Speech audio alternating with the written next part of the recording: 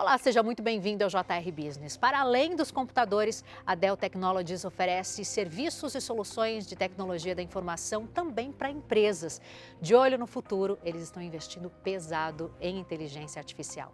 É com muito prazer que o JR Business de hoje recebe o presidente da Dell Technologies do Brasil, Diego Puerta. Seja muito bem-vindo, Diego. Olá, Adriana. Obrigado. O prazer é todo meu estar aqui com vocês hoje. E antes da nossa conversa, claro, eu vou te lembrar que todas as terças-feiras, a partir das 7h30 da noite, tem um novo episódio do JR Business que você pode acompanhar pelas plataformas digitais da Record TV e também em versão podcast. Gostaria, Diego, de começar entendendo um pouco da história da Dell. Vamos lá. A Dell é uma empresa que foi fundada no Brasil em 1999. A gente tem uma operação de um pouco mais de 24 anos no país. A empresa foi fundada em 1984 pelo Michael Dell, então com 17 anos. Ele até hoje é o CEO da empresa, ou seja, então ele fundou a empresa, viu crescer, mas no Brasil a nossa operação começou em 1999. Chegamos do nada, eu inclusive fiz parte do time que fez o startup da operação do Brasil e rapidamente a gente construiu uma operação muito sólida, com fabricação no local, trazendo o que havia de mais moderno em termos de equipamento e soluções para o mercado brasileiro. E desde então a gente vem colhendo bastante resultados muito positivos. Se tornamos o líder em todas as categorias de negócio que nós atuamos, viramos uma referência do ponto de vista de exposição e percepção de marca globalmente, somos muito bem posicionados, principalmente você comentou, o mercado corporativo é a nossa vocação, hoje mais de 90% das nossas vendas são destinadas ao mercado corporativo, então a gente conseguiu desenvolver uma excelente relação com o mercado brasileiro, desde o início da nossa jornada em 99. Agora, muita gente ainda associa a Dell aos computadores da empresa, né? E vocês oferecem outros produtos, serviços. Conta pra gente um pouco de tudo que a Dell Technologies oferece. Essa associação ela é natural e até esperada, porque a trajetória da Dell começou com PCs. Quando eu falei que o Michael Dell iniciou a empresa em 1974, foi montando equipamentos, montando PCs. E desde então a companhia cresceu e expandiu seu portfólio, ou seja, o PC foi onde a empresa nasceu, continua sendo um negócio importante da nossa operação, mas não é o nosso foco hoje, ou seja, a gente expandiu o nosso portfólio, soluções de infraestrutura, armazenamento, processamento, serviços, então tudo que nós estamos falando de, por exemplo, vamos falar bastante de AI, hoje isso faz parte do nosso portfólio com produtos e soluções de como gerar valor através dos dados. Então a gente expandiu muito o nosso portfólio durante essa jornada. No comecinho do programa eu disse que vocês estão investindo pesado em inteligência artificial. Gostaria que você explicasse um pouquinho sobre esse termo inteligência artificial generativa, né? E como vocês trabalham com essa tecnologia que é o presente e o futuro, né? Legal. De fato é o que está sendo mais falado hoje no mundo da tecnologia. É de fato uma tecnologia nova de potencial transformacional enorme, mas inteligência artificial não é algo novo. É algo que está aí faz bastante tempo, algumas décadas inclusive, ou seja, a capacidade de gerar insights através dos dados não é algo novo. O que é novo com a tecnologia com inteligência artificial generativa? É a capacidade de gerar conteúdo, ou seja, o equipamento consegue gerar com as informações obtidas, gerar conteúdo em linguagem natural, ou seja, torna isso acessível para qualquer um de nós. Acho que esse foi o grande benefício que o ChatGPT deu muita visibilidade a esse tipo de tecnologia, que você consegue ter suporte assistido em linguagem corrente, utilizando os dados disponíveis. Então, isso tem um potencial enorme de transformação, vai gerar muito valor, vai principalmente auxiliar no processo de tomada de decisão. Ela vai tomar decisão no lugar das pessoas? Muito provavelmente não, mas vai auxiliar para que as decisões sejam tomadas de forma mais eficiente, rápida e segura. Então, potencial enorme. Para a gente visualizar exatamente o que vocês oferecem, né? Conta para a gente algum produto ou serviço que utilize inteligência artificial que hoje vocês já oferecem, de repente, para as empresas. A inteligência artificial hoje está por tudo.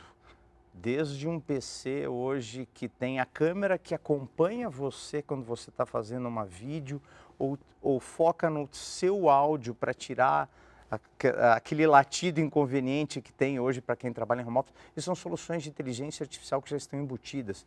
Ou mesmo aplicativo que você abre seu equipamento, seu computador, e ele já abre o aplicativo que você usa, já te dá sugestões de qual é a palavra que você vai usar depois. Isso tudo são soluções de AI, mas são soluções simples de AI tradicional. O que a gente está fazendo hoje, graças à tecnologia que nos permite isso, ou seja, a capacidade de processamento, tanto de dados, quanto a capacidade de analisar e interpretar um volume enorme de informação, nos permite prover soluções para os mais diferentes negócios. Hoje, a gente tem uma solução de inteligência artificial que auxilia, por exemplo, uma grande empresa de exploração de petróleo a mapear qual é o local exato que vai fazer perfuração para ter o máximo de eficiência. Ou seja, ele coleta todos os dados, sistemas, informação para garantir que o cliente faça a perfuração no local correto. Outro exemplo, desenvolvemos junto com um grande banco uma solução que consegue analisar diversos fatores de um caixa eletrônico, horário, temperatura, volume de pessoas, para prever se aquele caixa eletrônico vai sofrer algum tipo de atentado.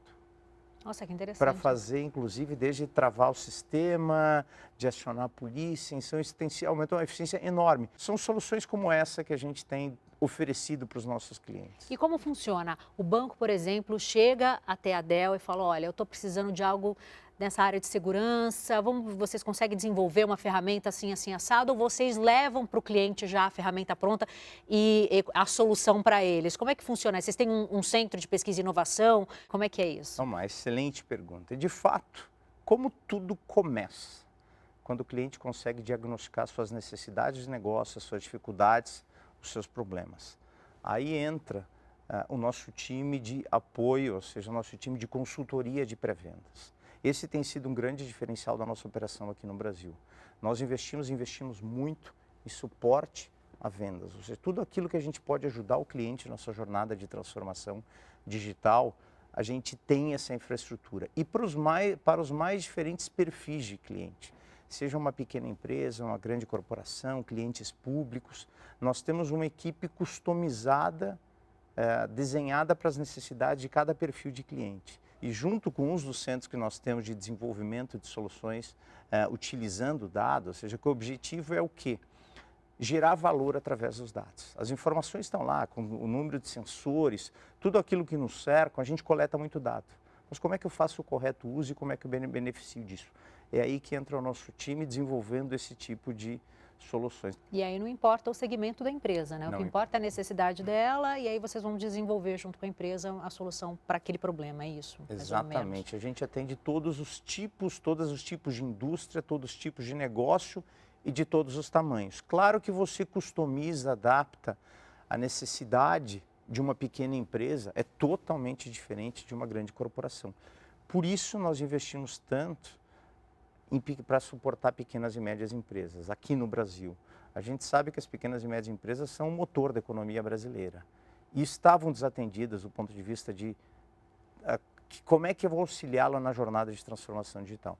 A gente montou uma equipe dedicada para atender os desafios, quais são as dificuldades, que tipo de ajuda, suporte, desde financiamento, consultoria de pré-vendas, tudo aquilo que auxiliasse a pequena e média empresa. Desenvolvemos uma parceria, por exemplo, com o próprio Sebrae para auxiliar esse processo. Então a gente investiu muito e tem coletado excelentes resultados nesse foco em pequenas e médias empresas. Agora, eu imagino que seja muito mais complexo desenvolver tecnologia para empresas do que, por exemplo, para o consumidor final, né? Conta um pouquinho para a gente como é que funciona isso, para o consumidor comum, eu quero dizer.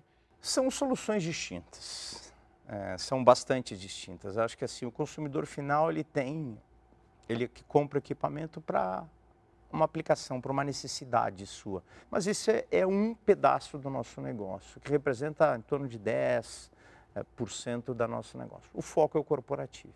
E aí a gente desenvolve soluções não só de processamento, ou seja, do PC em si, mas a gente envolve desde como é que eu faço networking, como eu armazeno os dados, como eu protejo os dados. Existe muito preocupação com relação à cybersecurity, porém não se existe conhecimento como eu faço, como eu me protejo e principalmente como é que eu faço se eu sou atacado.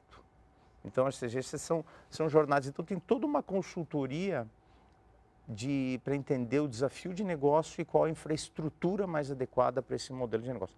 É mais complexo, sim, mas o volume, a recorrência de negócios são totalmente diferentes. Então, a gente tem uma marca da nossa operação, são as relações de longo prazo que nós temos com os clientes, aqui no Brasil e fora do Brasil também. Diego, muitos entrevistados que a gente recebe aqui no JR Business contam que a pandemia foi um divisor de águas e a gente está falando sobre negócios. A gente viu um processo aí de digitalização dos negócios, as pessoas ficaram mais em casa também, precisaram mais de tecnologia. Como foi esse período para vocês? Mudou e mudou bastante. Foi um período muito desafiador, porque tecnologia passou a ser um item fundamental. Então, imagina, desde o desafio de manter uma fábrica operando com todas as restrições, e a gente não pode esquecer que as restrições de componentes foram grandes também, ou seja, então, como eu mantenho a logística abastecida, como eu mantenho o time produzindo equipamentos durante esse período e mantendo-os protegidos, como eu faço a logística de entrega, como eu atendo essa demanda crescente dos mais diferentes perfis. Então, foi um período extremamente complexo do ponto de vista de operação interna da Dell. E esse foi um lado. Vamos falar um pouco do lado de mercado, que foi o lado que você mencionou, ou seja, a demanda simplesmente cresceu de uma forma até desestruturada de uma hora para outra. O que eu falo que com o advento da pandemia, muitos negócios anteciparam o grau de maturidade, ou seja, antecipou anos de desenvolvimento de maturidade na jornada de transformação digital por força do fato que estava acontecendo. Precisava acelerar online, como é que eu faço para implementar a estratégia, como eu me protejo dos cyberataques que explodiram durante a pandemia. Então, foi um boom enorme, mas foi muito difícil atender essa demanda por causa de todas as restrições de equipamentos, de componentes. Vocês dependem de componentes vindo de fora, né? Então, 90% do que a gente vende no Brasil é produzido na nossa operação no Brasil. Que interessante. Então, isso é muito interessante. Porém, a matéria-prima, os componentes, mesmo os que são produzidos no Brasil, que a gente tem um bom volume de componentes produzidos no Brasil, são commodities globais, regidas em dólar, que fazem parte da cadeia de suprimento global. Então, a gente sentiu, sim, o impacto, a dificuldade. Acho que entrou o fato, um ponto importante, que somos o líder do mercado corporativo, ou seja, somos o maior cliente de todos os fornecedores, temos uma fábrica nossa no Brasil. A gente se alavancou em cima disso para conseguir garantir o abastecimento no melhor nível possível. Então, todos tiveram dificuldade, nós tivemos, mas eu diria que na média a gente se saiu muito melhor do que o resto do mercado em atender os clientes. E o nosso time consultivo foi fundamental nesse processo. Por quê? Porque os clientes precisavam de muita orientação. Todo mundo muito perdido, ou seja, como é que eu faço segurança cibernética no meio de tudo que estava acontecendo, dia sim, dia não. Tínhamos na mídia o caso de uma grande empresa brasileira que havia sido atacada. Alguns não foram para a mídia, mas foram muito grandes. E os demais negócios, olhando tudo aquilo, o que eu faço? Como eu me protejo para não ser atacado? E a nossa resposta é: atacado vai ser. A pergunta é como é que eu faço para minimizar o impacto, como eu reajo, que tipo de soluções eu faço para prevenir um impacto na minha operação. Foi, de fato, um período bastante desafiador. E esse trabalho da consultoria acaba fortalecendo essa relação de confiança com os clientes, né? É uma das grandes marcas da nossa operação, as relações de longo prazo com os clientes corporativos. Diego, a gente tem um dado aqui muito legal, que no segundo trimestre desse ano a receita global da Dell aumentou em 10% em comparação com o mesmo período, com o período anterior, na verdade, né? Esse resultado já era esperado? A que vocês atribuem esse crescimento? Foi uma notícia muito positiva para o mercado, o avanço da nossa receita com relação ao período anterior, ao trimestre anterior. Porque a gente está vendo um cenário global bastante desafiado.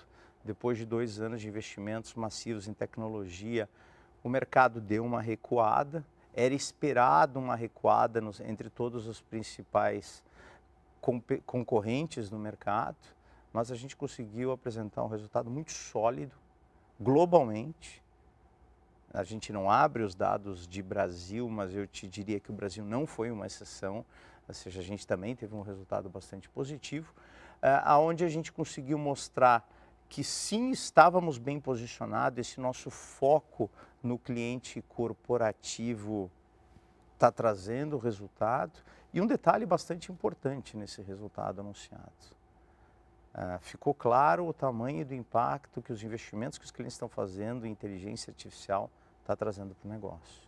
Ou seja, desenvolvemos soluções específicas para os clientes que demandam infraestrutura para inteligência artificial, e isso recebeu um destaque muito positivo, ou seja, os dados da Dell globais são públicos, isso está no relatório de resultados do segundo trimestre, mostrando a importância desse resultado, de como a inteligência artificial ajudou. Agora, um dos centros de desenvolvimento da Dell aqui no Brasil, vocês desenvolveram um exoesqueleto, é isso? Tecnologia, nesse caso, aí está aliada à inclusão. Me conta um pouquinho o que vocês também têm projetos na área social, né? Temos vários, e o que você está falando, a gente chama de LEAD. É uma unidade que nós desenvolvemos junto com a Universidade Estadual do Estado do Ceará, onde a gente desenvolve soluções de acessibilidade à tecnologia para pessoas com deficiência. E o detalhe interessante disso é que são pessoas com deficiência desenvolvendo essas soluções. Então a gente emprega hoje mais de 130, 150 pessoas nessa unidade. Mais da metade dessas pessoas possuem algum tipo de deficiência e nos ajudam a entender quais são as limitações, restrições, dificuldades que uma pessoa com deficiência tem, para que a gente possa desenvolver soluções para tornar o mundo digital acessível a elas. Uma forma excelente de incluir essas pessoas, inclusive, e ter com isso um benefício maravilhoso, que só elas entendem realmente o que as necessidades. Exatamente. Então eu tive recentemente lá, é algo tão bacana que nós resolvemos fazer um vídeo interno para que a população da Dell conhecesse que tipo de solução. E a gente mostrou todo o portfólio. Você mencionou o exoesqueleto, ele é fantástico, eu já vou chegar lá, eu só queria comentar mais outras duas soluções que a gente desenvolveu lá. Uma delas, a gente desenvolveu uma solução para pessoas com deficiência auditiva, aonde elas, através dessa solução, elas conseguem fazer o teste de áudio dos equipamentos que nós montamos. Desenvolvemos uma solução através de dados visuais, ela consegue interpretar a curva de frequência, olhar se tem algum problema, se não tem, com um nível de precisão enorme. A gente consegue ter hoje pessoas com deficiência, já está operando, disponível na nossa fábrica em Hortolândia. Nossa, isso é muito legal, Diego, que bacana. Isso é muito legal. Mas você imagina, essas pessoas, a gente conseguiu ter um volume grande de pessoas com deficiência auditiva trabalhando na nossa fábrica. Mas como é que funciona a interação com o restante da empresa?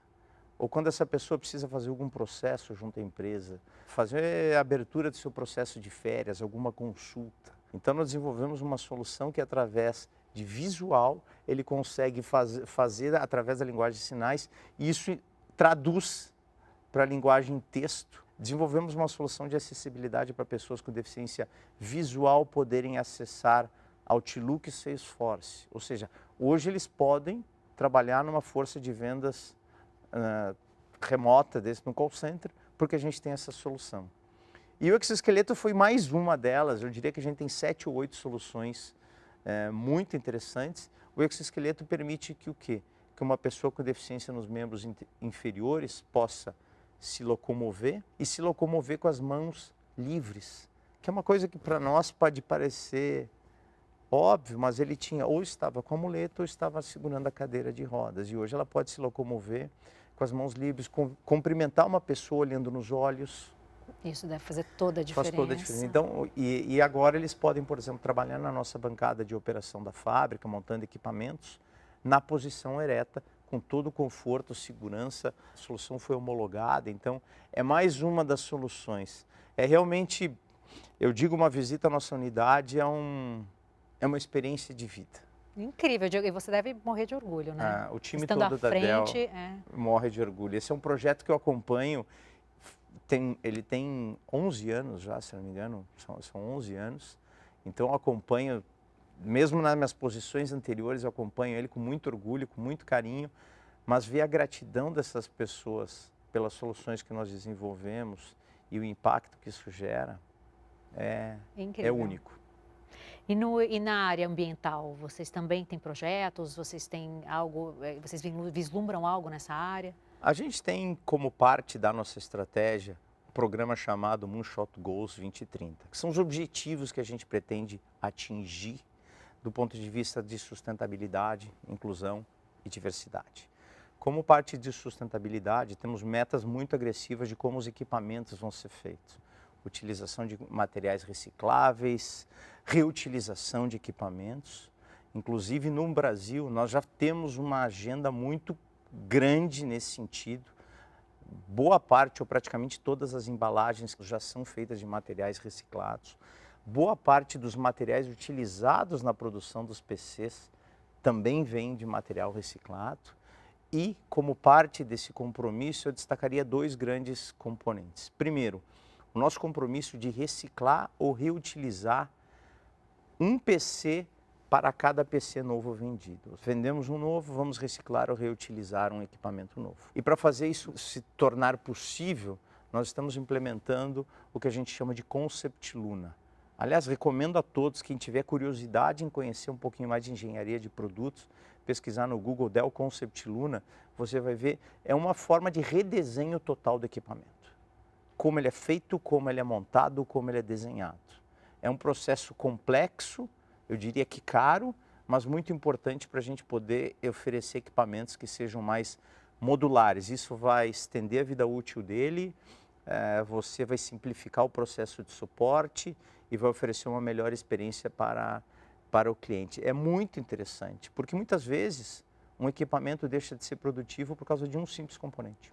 Então a gente está falando hoje um mercado de 350 milhões de notebooks, 1,2 bilhões de celulares, para usar o exemplo de duas categorias, que de repente deixam de ser produtivos porque um componente deixou de ser funcional.